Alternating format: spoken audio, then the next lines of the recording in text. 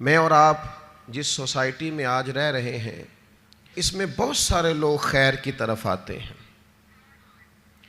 بڑی تیزی سے نیکی کے ارادے کرتے ہیں، مخلص ہوتے ہیں، اخلاص بھی پورا ہوتا ہے، لیکن نیکی پر ڈٹے نہیں رہتے۔ کچھ دن تو خیر سے کام کرتے ہیں، کچھ دن تو جد و جہد کرتے ہیں، لیکن جتنی تیزی سے وہ آتے ہیں اتنی تیزی سے واپس جاتے ہوئے بھی دکھائی دیتے ہیں۔ کچھ دن تو ایسا ہوتا ہے کہ 5 نمازوں کے ساتھ تہجد بھی شروع ہو جاتی ہے، تلاوت قرآن مجید، ذکر، اذکار، درود و سلام، اور اگر طریقت سے وابستہ ہیں تو شیخ کے بتائے ہوئے اسباق، مراقبہ، ذکر، فکر، ساری چیزیں ہو رہی ہوتی ہیں۔ لیکن چند دنوں کے بعد محسوس ہوتا ہے کہ جیسے وہ اس رستے سے ہٹتے جا رہے ہیں اور کمزوری دکھاتے جا رہے ہیں۔ امام حسین رضی اللہ تعالیٰ عنہ کی زندگی سے ہم نے جو چیزیں سیکھنی ہیں ان میں سے ایک سبق یہ لینا ہے کہ انسان ڈٹ کے دین پر کیسے کھڑا ہو سکتا ہے۔ آپ یقین کیجئے بہت سارے لوگ ایسے ہیں جو مخلص ہیں، چاہتے ہیں میں دین پر عمل کروں، لیکن صرف اپنی برادری کا مقابلہ ہی نہیں کر پاتے، اپنے دوستوں کے بیچ ہی سٹینڈ نہیں لے پاتے، اپنے گھر کے اندر ہی انہیں کھڑا نہیں ہونا آتا، ذرا سی بھی استقامت نہیں دکھاتے۔ اور آج کل تو ماحول اس طرح کا ہو گیا ہے کہ نوجوانوں کے اندر قوت فیصلہ ہی نہیں، قوت ارادی نہیں، کروں نہ کروں، چلوں نہ کروں، یہ ٹھیک ہے کہ نہیں ٹھیک، آپ بھی بتائیں ایسا ہو سکتا ہے، چلیں آپ بھی، بھئی اتنے مشورے آپ لے رہے ہیں، آپ کر ہی نہیں سکیں گے، آپ میں قوت فیصلہ ہی نہیں ہے، آپ نے طے ہی نہیں کیا آپ نے کس رستے جانا ہے، تو منزل کب آئے گی؟ 99 لوگوں نے کہہ دیا ہے کپڑے تجھے اچھے لگ رہے ہیں، صرف ایک نے کہا ہے کہ ذرا سینے والے نے ٹھیک نہیں سیا، تو آپ پریشان ہو گئے۔ اتنی جلدی کمزور پڑ جانا، اتنی جلدی استقامت چھوڑ دینا۔ اور پھر ایک طبقہ ایسا بھی ہے جو بڑا باصلاحیت ہے، بڑی زبردست طاقت رکھتا ہے، کام کرنے کی ہمت رکھتا ہے،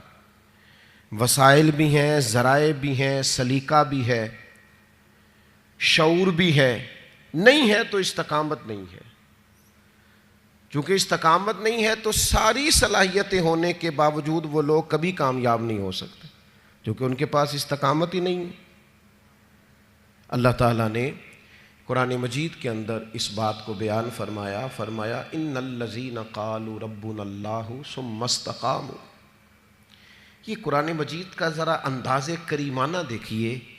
فرمایا بے شک وہ لوگ جنہوں نے کہا اللہ ہمارا رب ہے، ثم استقاموا، پھر وہ ڈٹ گئے، جم گئے اس بات پر اللہ ہمارا رب ہے،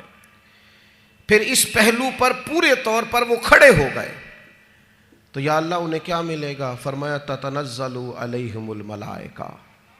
ہم ان کی مدد کے لیے فرشتوں کا نزول فرما دیں گے، فرشتوں کا ان پر نزول ہوگا۔ اللہ تخافوا ولا تحزنوا، فرشتے ان سے کہیں گے نہ خوف کھاؤ نہ غم کرو، وابشروا بالجنۃ التی کنتم توعدون، اور اس جنت پر خوش ہو جاؤ جس کا وعدہ تم سے تمہارے رب نے فرمایا ہے۔ ان الذین قالوا ربنا اللہ ثم استقاموا، جنہوں نے یہ کہا اللہ ہمارا رب ہے اور پھر اس بات پر وہ ڈٹ گئے، جم گئے، ٹھہر گئے، استقامت دکھائی، کھڑے ہو گئے۔ یہ نہیں فرمایا کہ فرشتے آئے تو وہ ڈٹ گئے، قرآن مجید کی ترتیب یاد رکھیے، فرمایا پہلے وہ ڈٹے، ثم استقاموا، پہلے وہ ڈٹے، جب وہ ڈٹ گئے تتنزل علیہم الملائکہ، پھر اللہ نے ان کی مدد کے لیے فرشتے بھی نازل فرما دیے۔ پہلے تمہیں ڈٹنا ہے، فرشتے بعد میں آئیں گے، تمہیں ایک دفعہ ڈٹ کے دکھانا ہے کہ ہم ڈٹ گئے، ہم کھڑے ہو گئے، پھر فرشتے آئیں۔ ویسے تو علماء تفسیر اکثر نے یہی لکھا ہے کہ یہ جو فرشتے آتے ہیں نا مومنوں کے پاس، یہ موت کے وقت آتے ہیں، اور یہ بھی بڑی نعمت ہے کہ موت کے وقت فرشتہ آ جائے اللہ کی مدد لے کر۔ یہ فرشتے قبر میں آتے ہیں، یہ فرشتے میدان محشر میں آئیں گے، یہ مومن کے پاس آتے ہیں، خوشخبری سنانے آتے ہیں فرشتے۔ لیکن صاحب تفسیر روح المعانی فرماتے ہیں نہیں بھائی، صرف قبر حشر اور قیامت میں نہیں آتے، یہ زندگی میں بھی آتے ہیں. یہ مومنوں کے سینوں کو کشادہ کرنے آتے ہیں، انشراح صدر دینے آتے ہیں، انہیں تسلی دینے آتے ہیں. تم خیر کے کام پہ نکلے ہوئے ہو، اللہ تمہاری مدد کرے گا، ان کے سینوں کو ٹھنڈا کرنے آتے ہیں.